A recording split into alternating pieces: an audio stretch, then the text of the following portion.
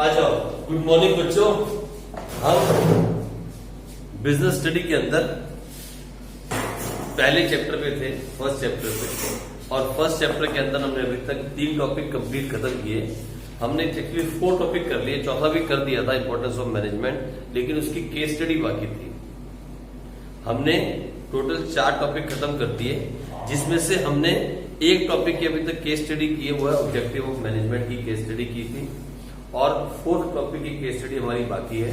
तो आज हम सबसे पहले करेंगे case study related topic number 4, और टॉपिक नंबर 4 की केस स्टडी हम करेंगे। सबसे पहले केस स्टडी करेंगे और उसके बाद हम करेंगे लेवल्स ऑफ मैनेजमेंट। आओ स्टार्ट करते हैं केस स्टडी को। आप मेरे साथ साथ लिखना, केस स्टडी को लिखो और मेरे साथ साथ इसको सॉल्व करो, और जरा फास्ट लिखोगे आप। सबसे पहले लिखो, fashion India limited, fashion India limited is a chain of ladies garments. Fashion India Limited is a chain of ladies garments boutiques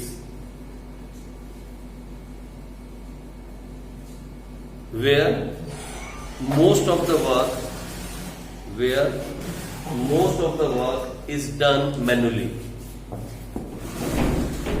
Where most of the work is done manually.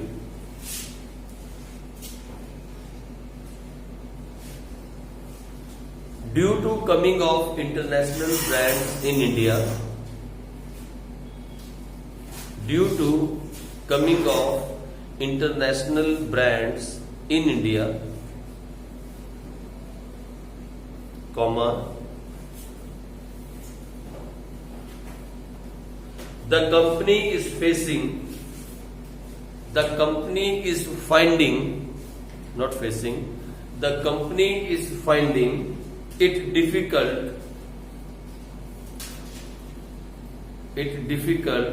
to compete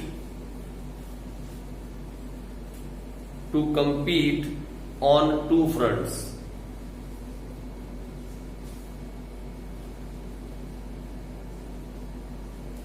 दो जगह पे company fail हो रही है compete करने के लिए, on two fronts.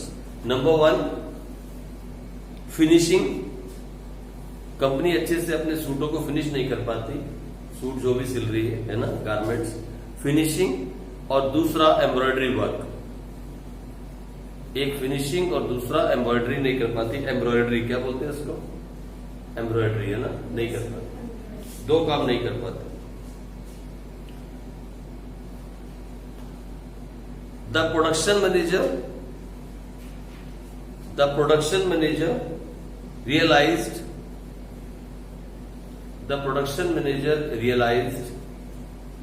that without modern machines,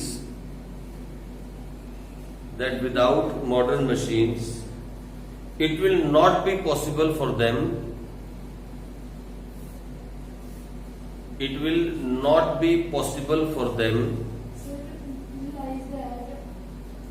realize that without modern machines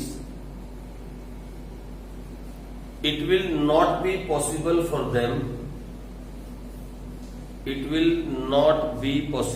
them to survive for a long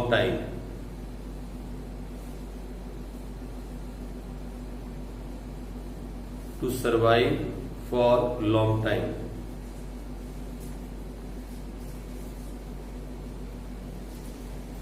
The company purchased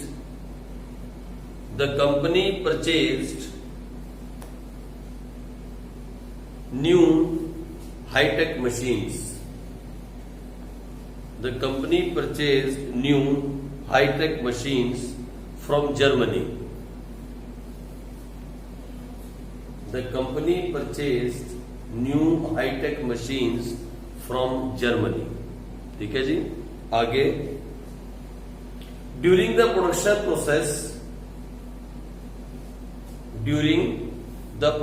process, the manager observed that during the production process, the manager observed that the quality of production is not as per the standard. Is not as per the standard. And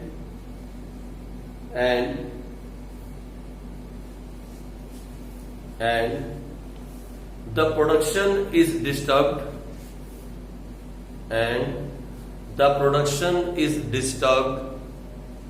due to breakdown,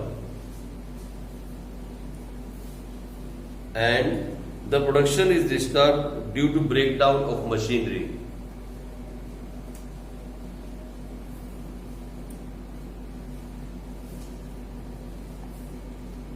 सुनो मेरी बात, अभी तक बात समझ में आ रही है? क्या हुआ है?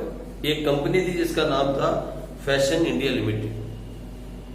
वो company chain of ladies garment boutiques के अंदर डील करती थी। आप लोगों के गारमेंट्स वहां बनते थे, उसमें डील करती है। वो कंपनी अब कंपीट नहीं कर पा रही क्योंकि इंटरनेशनल ब्रांड्स मार्केट में आ चुके हैं। तो उन्होंने डिसाइड किया we have to go for high tech machines, means high technology machines. तो प्रोडक्शन मैनेजर ने डिसाइड किया कि मशीन्स बाय करनी चाहिए। उन्होंने मशीन्स को बाय किया जर्मनी से। मशीन्स आ गई और उसके बाद उन्हें रियलाइज हुआ कि मशीन के साथ जो प्रोडक्शन हो रही है वो एज पर स्टैंडर्ड नहीं है, मतलब ठीक तरह से माल नहीं बन पा रहा, पहली प्रॉब्लम। और दूसरी, मशीन में बार बार ब्रेकडाउन हो रहा है जिसकी वजह से प्रोडक्शन डिस्टर्ब हो रहा है। ठीक है जी, आगे लिखो। द वर्कर्स गेट फ्रस्ट्रेटेड, जो वहां काम करते थे मशीन के ऊपर, the workers gets frustrated, the workers get frustrated by the continuous rejection of output.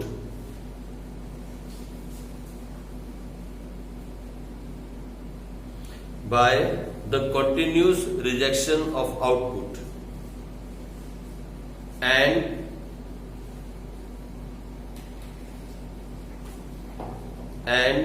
started showing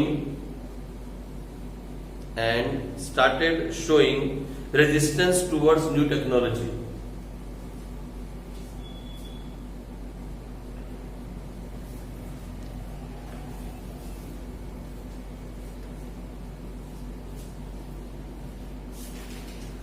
To increase the efficiency of the workers,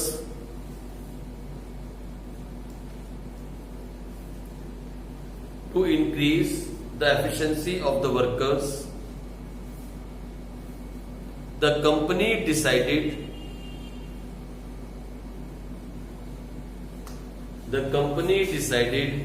to train their workers. The company decided to train their workers on the job.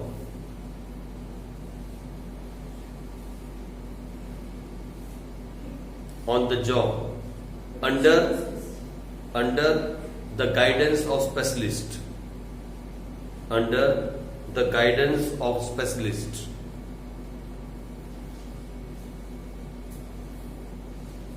The workers who are able to pick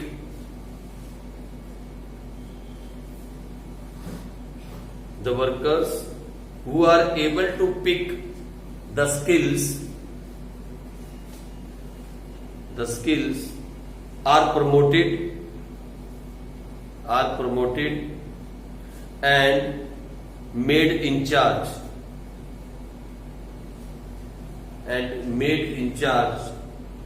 of the not so trained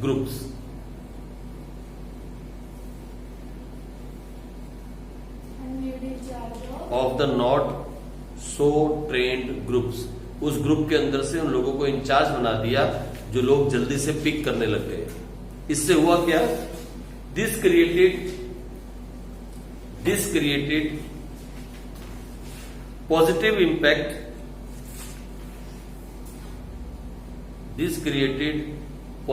impact and everybody became keen to learn.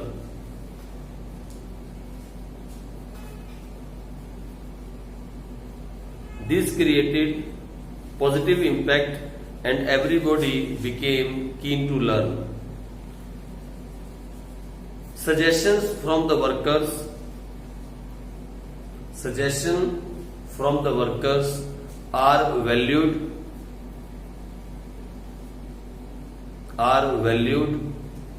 And workers are encouraged. To communicate freely. Suggestions from the workers are valued and workers are encouraged to communicate freely. अब है आपका question. यहां तक आपकी case study थी. मैं एक बार फिर से केस स्टडी को छोटा सा हिंदी में एक्सप्लेन करता हूं. एक कंपनी है जिसका नाम है फैशन इंडिया लिमिटेड. इस कंपनी के काम है chain of ladies garments boutique. ये लेडीज गारमेंट्स बनाती हैं. ये बुटीक्स हैं इनकी जगह जगह पे. अब इस कंपनी को कंपटीशन फेस करना पड़ रहा है क्योंकि बाहर के ब्रांड आ चुके हैं. बाहर के ब्रांड्स अंदर आ गए हैं तो ये कम्पीट नहीं कर पा रही. दो जगह पे, एक तो फिनिशिंग और दूसरा एम्ब्रॉयडरी वर्क. तो इन्होंने कहा कि हमें मशीन्स चाहिए. Let us go for high tech machines. और इन्होंने मशीन्स बाय कर ली. कहां से? जर्मनी से. जैसी मशीन्स आई, वो मशीन से जो प्रोडक्शन हो रही है, आप साथ साथ सुनते जाओ मैं क्या बोल रहा हूं. वो मशीन से जो प्रोडक्शन हो रही है वो production up to standard mark नहीं है. मतलब अच्छी चीज प्रोड्यूस नहीं हो पा रही. एक तो ये प्रॉब्लम आ रही है और दूसरी वो मशीन बार बार ब्रेक डाउन आ रही है, बार बार रुक जाती है. फिर जो वर्कर्स उस मशीन में काम करते थे वो फ्रस्ट्रेटेड हो गए क्योंकि बार बार उनका माल रिजेक्ट हो रहा है. वो फ्रस्ट्रेटेड हो गए और उन्होंने कहा we don't want this new technology. They start resistance of new technology. वो उससे दूर जाने लगे. तो कंपनी ने क्या किया? कंपनी ने अपने वर्कर्स को on the job training the with the help of specialist. कुछ स्पेशलिस्ट बुलाए जर्मनी से और उनको ऑन द जॉब ट्रेनिंग दी. और जिन लोगों ने जल्दी पिक कर लिया उन लोगों को इंचार्ज बना दिया उस ग्रुप का जिन्होंने पिक नहीं किया. मालूम 10 लोगों का ग्रुप था, 10 में से 2 लोगों ने पिक किया तो उन 2 को इंचार्ज बना दिया और जो 8 थे अब उनके अंडर काम कर रहे हैं. तो इससे हुआ क्या? Everybody became keen to learn. अब हर कोई सीखने के लिए इच्छुक हुआ क्योंकि उसको लगा कि मैं भी सीख जाऊंगा तो मुझे भी इंचार्ज बना दें. भाई, और जो सजेशंस थी, जो वर्कर्स की सजेशंस थी, उनकी वैल्यू की जाती है और वर्कर्स फ्री में जो भी कहें कह सकते हैं. They are free to talk. उनकी बात को कंपनी में सुना जाता है. वर्कर्स की सजेशंस को वैल्यू रखा जाता है और उनकी बात को सुना जाता है. ये भी कंपनी की एक खासियत है. ठीक है जी. तो ये आपकी केस स्टडी है. अब आपका क्वेश्चन ये रहा. The question is number 1, identify and explain any 3 points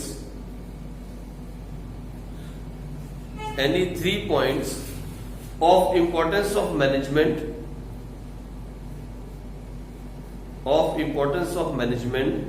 highlighted in the above case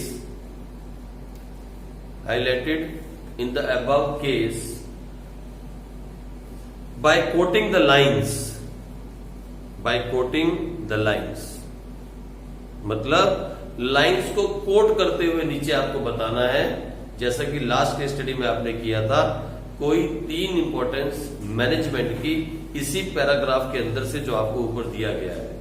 you have two point out the 3 importance of management while coating the lines. पूरी लाइन नहीं लिखनी, पहला अक्षर और आखिरी अक्षर, बीच में डॉट डॉट डॉट. ठीक है.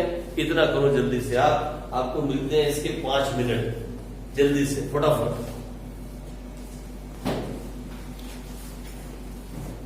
हो गया? रिकॉर्ड हो रहा है? चलो तो सुनो मेरी बात. यहाँ पे इस क्वेश्चन के अंदर आपसे कहा गया था identify and explain any 3 points of importance of management highlighted in the above case by coating the lines. आपको लाइन कोट करनी थी और लाइन कोट करते हुए बताना था कि कहां पे छिपी हुई है इंपॉर्टेंस ऑफ मैनेजमेंट. आपको छिपी हुई चीज को ढूंढना था और ढूंढ के उसकी इंपॉर्टेंस को आपको बताना था कि इस तरीके से आपको इसको कोट करना था. फाइन. तो सबसे पहला जो हमने कोट किया वो इंपॉर्टेंस हमने कोट की, management creates a dynamic organisation. और वो कहां छिपा था, वो लाइन कहां छिपी थी? देखो अगर आप इसको गौर से पढ़ोगे तो यहां लिखा था क्या, the production manager realise that without modern machines it will not be possible for them to survive for long. Means now company has to change from the old machine to the new machines. And ये सब help कौन करेगा उसकी? Management. तभी हमने कहा management creates a dynamic organisation. With the help of management you can change yourself, otherwise not. ये पहला पॉइंट था जो आपने ढूंढा। दूसरा, मैनेजमेंट इंक्रीज एफिशिएंसी, ये दूसरी इंपॉर्टेंस है। और सर ये कहां पे है? तो साफ साफ लिखा था, to increase the efficiency of the workers the company decide to train their workers on the job under the guidance of specialist. ठीक है जी, to increase the efficiency of workers. हमने कहा मैनेजमेंट इंक्रीज एफिशिएंसी, ये दूसरा point था, दूसरी importance. और तीसरी इंपॉर्टेंस थी management helps in achieving personal objective. जिन लोगों ने अभी तक नहीं किया, जिन बच्चों ने अभी तक इसको नहीं किया, वो मेरा आंसर ना सुने, इसको पॉज करके पहले आप इसका आंसर करो। जो बच्चे देख रहे हैं वीडियो में, आप आंसर करो और फिर बाद में हमारे आंसर के साथ मैच करो, देखो कितने बच्चों का आंसर सही आया। तीसरा पॉइंट जो हमने ढूंढा वो क्या था? Management help in achieving personal objective. और ये कहां छिपा था? ये लाइंस कहां थी? ये लाइंस थी, the workers were able to pick the skills are promoted. हमने वर्कर्स को प्रमोट किया, मतलब एक आदमी का पर्सनल ऑब्जेक्टिव क्या होता है एक वर्कर का? टू बी प्रमोटेड, प्रमोशन मिलना। तो workers were able to pick the skills are promoted and made in charge of the not so train groups. ये लाइंस के अंदर ये लाइन छिपी थी, ये इंपॉर्टेंस छिपी थी। ठीक है जी, तो 3 इंपॉर्टेंस आपने इनमें से मार्क कर दी। कोई चौथी इंपॉर्टेंस भी अगर आपको दिखे, कोई चौथी इंपॉर्टेंस भी अगर आपको दिख रही है तो वो भी आप उसे मार्क कर सकते हो। कोई है चौथी इंपॉर्टेंस इसमें? एक बार इंपॉर्टेंस पढ़ के देखो सारी। क्या कोई और एक इंपॉर्टेंस आपको दिख रही है? क्या आपको लगता है कि कहीं और एक इंपॉर्टेंस यहां फंसी होगी? एक बार सारी इंपॉर्टेंस पढ़ना जरा फटाफट, जल्दी से पढ़ियो लीजा फटाफट। मेन इंपॉर्टेंस क्या थी सारी की सारी, मेन टॉपिक्स कौन सी? इन हाँ,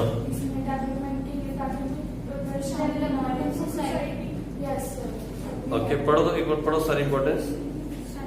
हाँ, पूरी इंपॉर्टेंस पढ़ो, main point. Management helps in achieving organisation goals. Very good. Management increase efficiency. Management creates a dynamic organisation. Management helps in achieving personal objectives. Management helps in development of society. Okay, यहाँ development society तो नहीं है, development of society यहाँ पे नहीं आ रही। लेकिन पहली जो है ना, फर्स्ट वाली, management helps in achieving organisation goals, वो थोड़ी सी इसमें पड़ सकती है, वो कहीं पे आ सकती है। क्यों आ सकती है बेटे? क्योंकि एक कंपनी का टारगेट क्या होता है? To survive in the market. और वो सर्वाइव कैसे करेगा? If they will compete with the competitors. और कंपीटर से कम्पीट करने के लिए उन्होंने क्या किया? They bought the new machine from Germany. तो यहां आप कह सकते हो, यस, ये बात आप कह सकते हो कि एक और इंपॉर्टेंस अगर आपसे कही जाती तो आप एक और इंपॉर्टेंस यहां मार्क कर सकते थे। एक और इंपॉर्टेंस आप यहां पे मार्क कर सकते थे। अगर 3 है तो आप चौथी भी मार्क कर सकते हो। टोटल मैंने आपको कितनी लिखवाई थी? 5। टोटल 5 हमने लिखी थी। ठीक है जी, लो खत्म हो गया, ये टॉपिक खत्म हुआ, इंपॉर्टेंस का टॉपिक खत्म हुआ। आओ आगे चले, नेक्स्ट टॉपिक की तरफ चले, और ये है टॉपिक नंबर 5। ये है हमारा टॉपिक नंबर 5 और इस टॉपिक का नाम है लेवल्स ऑफ मैनेजमेंट। ठीक है जी, आओ कर लेते हैं लेवल्स ऑफ मैनेजमेंट। देखो लेवल जो होते हैं ना, किसी भी ऑफिस के अंदर 3 लेवल होते हैं। किसी भी ऑफिस में काम करने वाले 3 तरह के लोग होते हैं। ठीक है जी, और ये डायग्राम से आपको समझाया गया है इस तरीके से। ऐसा एक ट्रायंगल आप भी बनाओ, ऐसा एक ट्रायंगल आप बनाओ। एक होता है लो लेवल, जिसमें सुपरवाइजर्स, फोरमैन ये सारे आते हैं। फिर एक होता है मिडिल लेवल, जिसके अंदर असिस्टेंट्स, मैनेजर्स ये सारे आते हैं। और फिर एक होता है हाई लेवल। ठीक है जी। तो 3 लेवल होते हैं किसी भी मैनेजमेंट के अंदर, 3 लेवल होते हैं। इसको बोल देते हैं हम हाई लेवल, मतलब टॉप मैनेजमेंट। इसे बोलते हैं मिडिल मैनेजमेंट।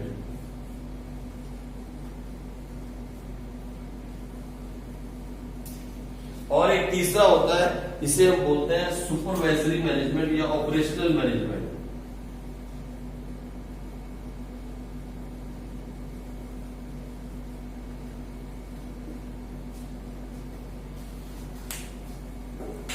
ये एक ऑर्गेनाइजेशनल चेन है, किसी भी कंपनी की ऑर्गेनाइजेशनल चेन है, उसे हम बोलते हैं 3 टाइप्स ऑफ मैनेजमेंट आते हैं।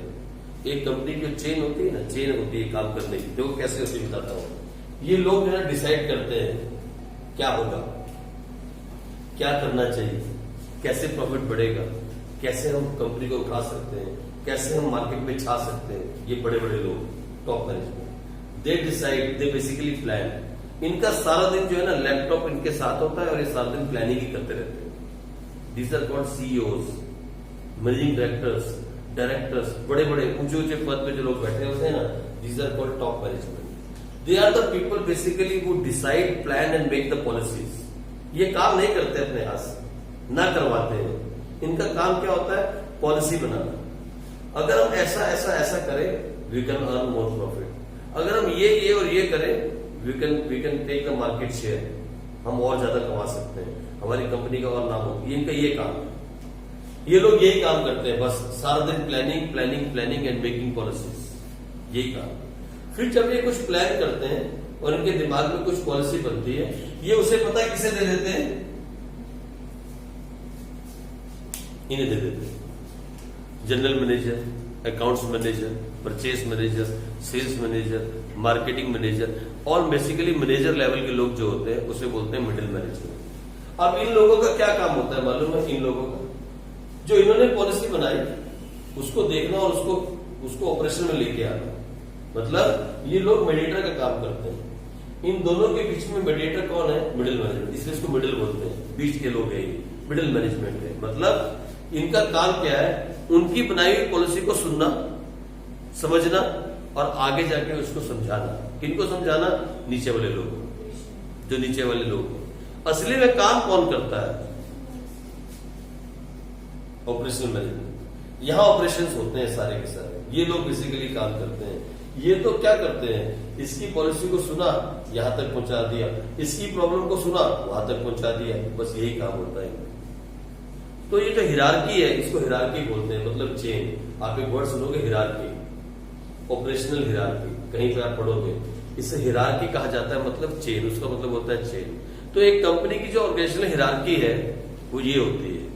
एक कंपनी में सीईओ से होते हुए, मैनेजिंग डायरेक्टर से होते हुए, अकाउंट्स मैनेजर से होते हुए, प्रोडक्शन मैनेजर से होते हुए, सेल्स मैनेजर से होते हुए, नीचे फॉरमैन जाते हुए वर्कर्स तक बात चली जाती है। एक कंपनी इस तरीके से चलती है। ठीक है, तो इसे हमने क्या नाम दिया?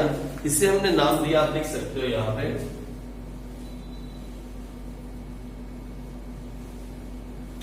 इतना गंदा, पता नहीं क्यों मुझे अपने आप पे अपने आप से मुझे नफरत होने लगी, कसम से कह रहा हूं। तू इश्यू या तो मुझे लिखना सिखा दे या मुझे जहर की गोली दे दे, दोनों में से एक काम कर।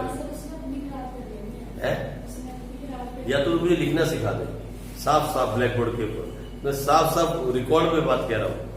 तू मुझे लिखना सिखा दे कि ब्लैक बोर्ड पर साफ साफ कैसे लिखना है, नहीं तो फिर मैंने आत्महत्या कर लेनी शुरू हो। उसकी तो कौन बना था वो? क्या नाम था उसका? सुशांत सिंह राजपूत। राजपूत है ना? क्या का राजपूत?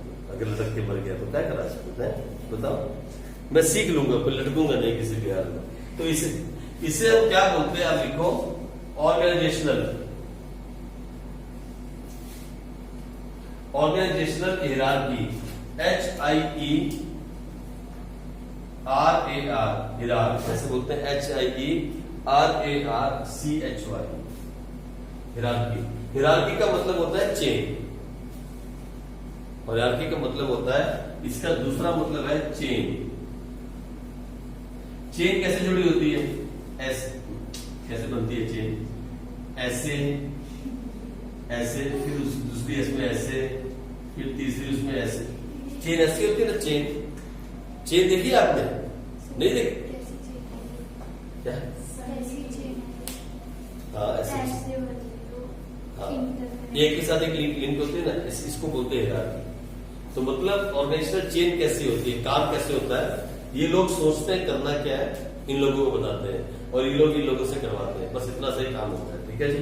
इसके नीचे भी होते हैं लोग वर्कर्स, जो रियल में वर्किंग करते हैं, वो इन्हीं के अंडर आते हैं। जो रियल में लेबर वर्क होता है वो इन्हीं के अंडर आते हैं। ठीक है जी। चलो, तो हम इसी के बारे में पढ़ेंगे। यही 3 लेवल है। सबसे पहला लेवल है टॉप लेवल, फिर है मिडिल लेवल और फिर है लो लेवल। आओ इसी के बारे में हम पढ़ें और आगे बढ़ते चले जाएं। सबसे पहले आप लिखो टॉप लेवल ऑफ मैनेजमेंट। अच्छा, हमने टॉपिक स्किप कर दिया। ओके, कोई बात नहीं, ये भी हमने छोड़ दिया ना सर। Very good. तो आप लिखो फटाफट top level of management. They consist of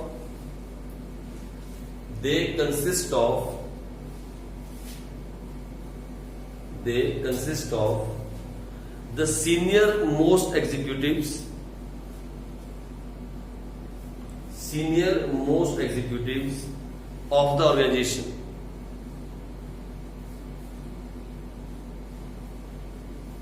इसके अंदर क्या क्या आता है? Senior most executive of the organisation. Like कौन कौन आएगा इसमें? Like chairman of the company,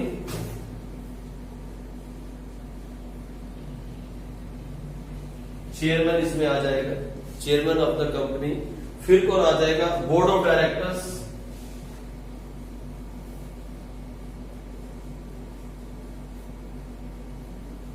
board of directors इसमें आ जाएंगे। ठीक है जी। फिर जनरल मैनेजर,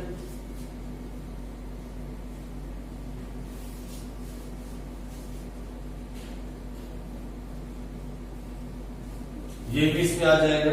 फिर एमडी, मैनेजिंग डायरेक्टर,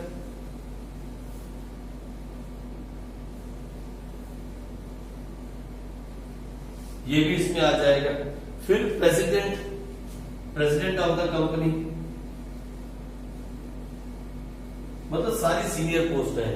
उसके बाद चीफ एग्जीक्यूटिव ऑफिसर,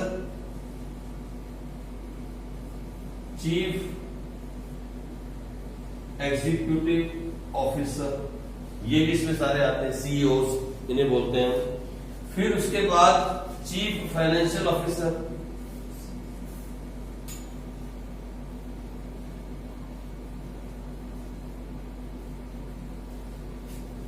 जब आप सीए करोगे ना कभी जिंदगी में, और सीए करने के बाद आपको 10 से 12 साल का एक्सपीरियंस हो जाएगा, you will become a financial officer of a company. आप जब 10-12 साल काम कर लेते हो ना, अगर आप सीए करते हो और 10-12 साल का एक्सपीरियंस आपको हो जाएगा, you become a chief financing officer of a company, financial officer. फिर आप अकाउंट्स मैनेजर से हटके क्या बन जाओगे? Chief financial officer. मैं अपनी कंपनी में यहां तक नहीं पहुंच पाया। हम मैक्सिमम से मैक्सिमम कहां तक रहे? HOD accounts, head of department accounts, means accounting manager. Accounts manager कह सकते हो, अकाउंटिंग मैनेजर कह सकते हो। हमारी मेरी पोस्ट थी HOD accounts, head of department of accounts. जो हमारा अकाउंट्स का डिपार्टमेंट था उसका मैं हेड था। लेकिन हमारी कंपनी में भी एक चीफ फाइनेंशियल ऑफिसर था, the one who sit with the big people to decide, to make budgets, to make plans, to make this and that. इनका काम अकाउंट्स का काम नहीं होता। Don't go for account job and all this, की profit loss बना दो, balance sheet बना दो, क्या बोलते हैं एज वाइज डेब्टर लिस्ट बना दो, ये इनका ये काम नहीं होता। Their target is to bring in the money in the business. Company expand करना चाहती है, बॉस ने कहा एक नई फैक्ट्री स्टार्ट करनी है, हमें 10 करोड़ रुपए की जरूरत है। बोलो 10 करोड़ की जरूरत है, तो किसको बोलेगा बॉस?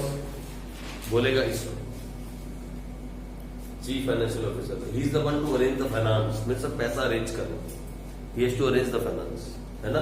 ये फिर लोन के लिए अप्लाई करेगा, बैंकों के पास जाएगा, किसी दूसरी कंपनी में जाएगा, प्राइवेट लोन का अरेंज करेगा, कुछ भी करेगा, अपनी हालात देखेगा, सब कुछ करेगा और क्या करेगा? On time he will arrange that money. जब बॉस को बिजनेस स्टार्ट करना है, with in time he will arrange the money. ये इसका काम। हमारा काम क्या होता है? हमारा काम हो गया to arrange the accounts, to manage the accounts of the business, that everything is been posted, recorded, classified, summarised and everything is interpreted properly. That is our job, कि सब कुछ ठीक हो रहा है। हम भी बहुत सारी रिपोर्ट्स बनाते हैं, we prepare so many reports like debtors reports, creditors report, purchase report, sales report, expense report, stock report, बहुत सारी रिपोर्ट्स हैं जो आप यहाँ नहीं पढ़ते, जो रियल लाइफ में बनती हैं। They are basically 15-16 reports which we prepare, cash flow statements, cash inflow, cash outflow, बहुत सारी रिपोर्ट्स हैं जो आप यहाँ नहीं पढ़ते। लेकिन फिर वही बात, इसलिए मैं चाहता हूं कि आप इतना अच्छा पढ़ो, इतने बड़े बनो कि आप टॉप मैनेजमेंट का हिस्सा बनो। ये सब हायर लोग हैं, हायर किए हुए, इनकी सैलरीज करोड़ों में होती है, करोड़ों में। अभी सीईओ ऑफ गूगल कौन है मालूम है आपको? गूगल के अतिरिक्त सीईओ कौन है? अपना इंडियन है। मालूम आपने नाम सुना है? गूगल का नाम सुना है आपने? गूगल कंपनी का नाम सुना है? अमेरिका की कंपनी है, सुना है आपने? उसका सीईओ कौन है? अपना इंडियन है। सीईओ, चीफ एग्जीक्यूटिव ऑफिसर, कौन है मालूम? Indian, the one who is managing the Google. And his salary is how much? He is getting 75 lakh per month, per month 75 lakh per month, that is his package, the basic pay plus so many allowances. He is a Indian. तो बच्चों ने पढ़ा है, जिन लोगों ने पढ़ाई की है, जिन लोगों ने बहुत मेहनत की है, जिन लोगों ने बहुत ऊंचाई तक पढ़ाई की है, बहुत प्रोफेशनल स्टडी की है, वो इस पोस्ट में आ जाते हैं। अकाउंट्स के अंदर भी आप बन सकते हो चीफ फाइनेंशियल ऑफिसर, आप देख रहे हो। लेकिन एक झटके में नहीं बनोगे आप। Even after doing the CA और सीएम में आप कॉस्ट मैनेजमेंट अकाउंटिंग कर सकते हो, सीए कर सकते हो, सीएस करके आप 10-12 साल के एक्सपीरियंस के बाद इस स्टेज पे आ जाते हो, जहां आपकी सैलरी जो है वो फिर 5 फिगर्स या 6 फिगर्स में नहीं होती, 8 फिगर्स में होती है। पैकेज कितना होता है? हाँ जी, इश्यू का पैकेज कितना है सर? 17 करोड़, 18 करोड़, 20 करोड़, करोड़ों में पैकेज आ जाता है। तो यहां पहुंचो लाइफ के अंदर, मतलब जब आप रिटायर हो तो आपके पास कम से कम 40-50 करोड़ रुपया होना चाहिए। जिस बिस्तरे पे आप सोते हो उस बिस्तरे में नीचे नोट ही नोट होने चाहिए। आप ऊपर बिस्तरे में सो रहे हो, नीचे नोट है। जो टीवी आप देख रहे हो उसके आसपास 2 कैबिन है, उसमें भी नोट ही नोट भरे हुए हैं। जो आपके सेट में जो कैबिन बिस्तर के साथ में, बेड के साथ, वहां भी नोट ही नोट भरे हैं। आपका वैलेट है वो भी नोट से फुल है, आपकी जेबें भी नोट से फुल है। और हाँ, आप जहां कहीं भी जा रहे हो वहां जिस भी कैबिन को खोलते हो, कपबोर्ड को खोलते हो, वो नोट ही नोट है। ऐसी स्टडी करो। और उसके लिए सिर्फ 5 साल, जिंदगी के सिर्फ 5 साल, अगले 5 साल 12th क्लास के बाद आप पंजाबी में उन्हें खराब कर दो। अगले 5 साल की जिंदगी जो है वो आप एक प्रिजनर की तरह, एक कैदी की तरह बिताओ अगले 5 साल की जिंदगी। तो उसके अगले जो 50 साल होंगे वो आपके बहुत मस्त बीतेंगे, बहुत मस्त। जस्ट 12वीं क्लास पास करने के बाद असली में पढ़ाई शुरू होती है। बच्चे कहते हैं 12वीं क्लास होगी, 4वीं क्लास होगी।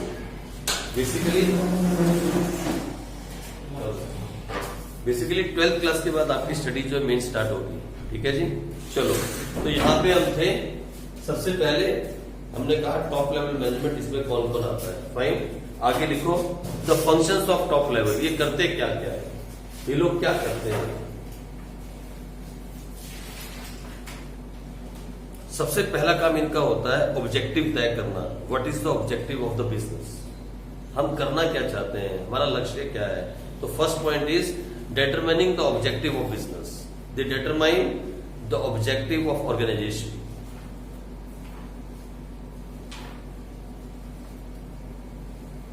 दूसरा बड़ा काम जो इनका है, the second biggest thing they do is planning and policies. They make plan and they make policies. ये लोग प्लान करते हैं एंड दे मेक पॉलिसीज।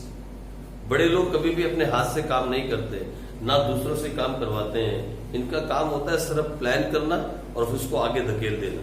किसकी तरफ? मिडिल मैनेजमेंट की तरफ। They just make plan. ठीक है जी, आ जाओ आगे।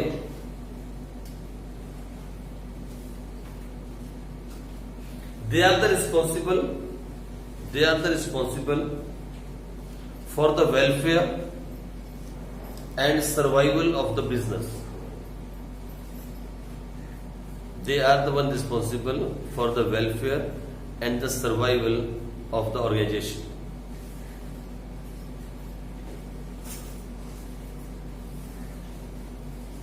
ठीक है जी, इन्हीं की रिस्पॉन्सिबिलिटी होती है कि बिजनेस सर्वाइव करे और बिजनेस ग्रो करे और लोगों का वेलफेयर हो। ठीक है जी, इनकी रिस्पॉन्सिबिलिटी है। फाइन, आगे लिखो, दे आर रिस्पॉन्सिबल, ये बड़े लोग टॉप मैनेजमेंट वाले, they are responsible to assemble all the resources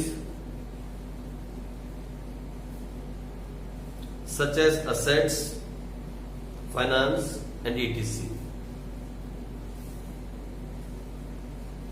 ये इन्हीं को, यही रिस्पॉन्सिबल हैं, इन्हीं को लेके आने हैं सारे रिसोर्स, सारे assets. They are the responsible for assembling all the resources like finance, assets and ETC। ठीक है जी, ये भी इन्हीं का काम है।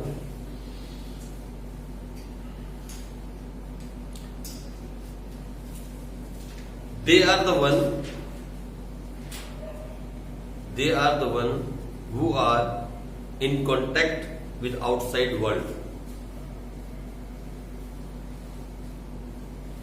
कंपनी के बाहर बड़े बड़े लोगों से बात करनी, बड़े बड़े बिजनेस करने, बड़ी बड़ी डील्स करनी, that is all their job. They are the one who are in contact with outside world.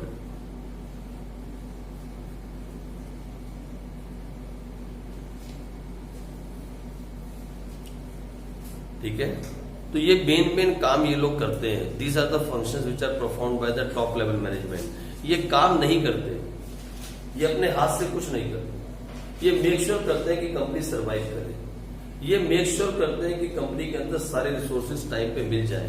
जैसे फाइनेंस की जरूरत है, असेट्स की जरूरत है, ये मेक श्योर करते हैं कि कंपनी का बाहर की दुनिया के साथ कॉन्टेक्ट रहे। यानी हम बिजनेस में हैं तो हमें लोग जाने और लोगों को हम जाने, ये मेक श्योर करते हैं। ये मेक श्योर करते हैं कि कंपनी का वेलफेयर हो और कंपनी सर्वाइव करती रहे।